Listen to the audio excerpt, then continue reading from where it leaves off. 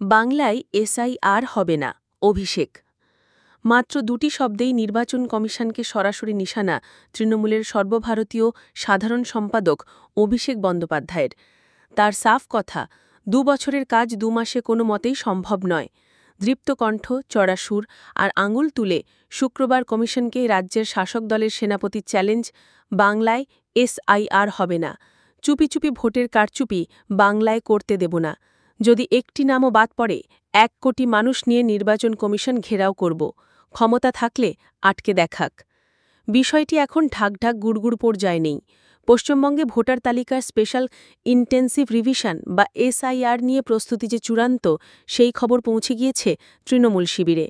রাজ্যের মুখ্য নির্বাচন আধিকারিকের দপ্তর সেই মতো প্রস্তুতি সেরে ইতিমধ্যেই দিল্লিকে চিঠি দিয়েছে বলে সূত্রের খবর। ফলে এবার কমিশন বনাম বাংলার শাসক দলের সম্মুখ সমরের পরিস্থিতি। বাংলায় যে কোনো দিন এসআইআর বিজ্ঞপ্তি জারি হওয়ার সম্ভাবনা চরমে পৌঁছেছে বৃহস্পতিবার।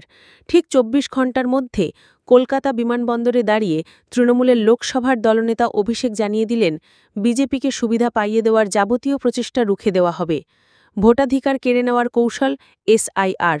যারা ইএসআর বলে কমিশনের মতো প্রতিষ্ঠানকে বিক্রি করেছে, সেখানে আমরা বলছি নো এসআইআর।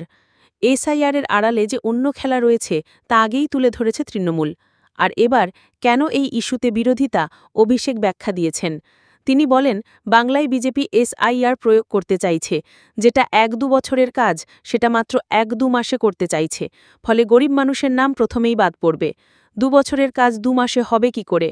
বিহারে ৬৫ লক্ষ নাম বাদ গিয়েছে, ১ মাসে ৯৯% ফর্ম ফিল আপ করিয়ে নিয়েছে। এটা হয় নাকি? আগেরবার এই কাজ হয়েছিল ২০০২-এ, আর তালিকা বেরিয়েছিল ২০০৪ সালে। সেই সঙ্গে কমিশনের বিরুদ্ধে সুর নামায়নি তৃণমূল সহ সব বিরোধী দল। আগামী ১১ই আগস্ট সোমবার দিল্লিতে নির্বাচন রয়েছে মহাজোট ইন্ডিয়ার।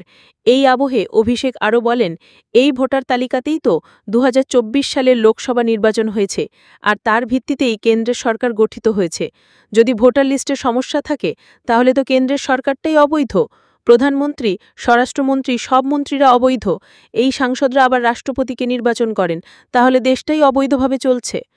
এদিকে সিইও অফিসে তৎপরতা দেখে বসে থাকেনি নবান্ন।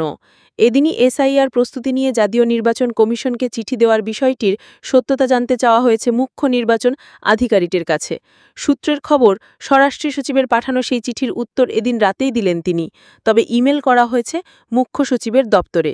তাতে সিইও জানিয়েছেন, এসআইআর নির্দেশিকার অনুচ্ছেদ ১০ অনুযায়ী এবং ৫ই আগস্ট নির্বাচন কমিশনের চিঠির ভিত্তিতে দেশে এসআইআর চালুর কথা জানানো হয়েছিল। প্রস্তুতির ব্যাপারেও সব রাজ্যের সিইওর কাছে জানতে চাওয়া হয়েছিল।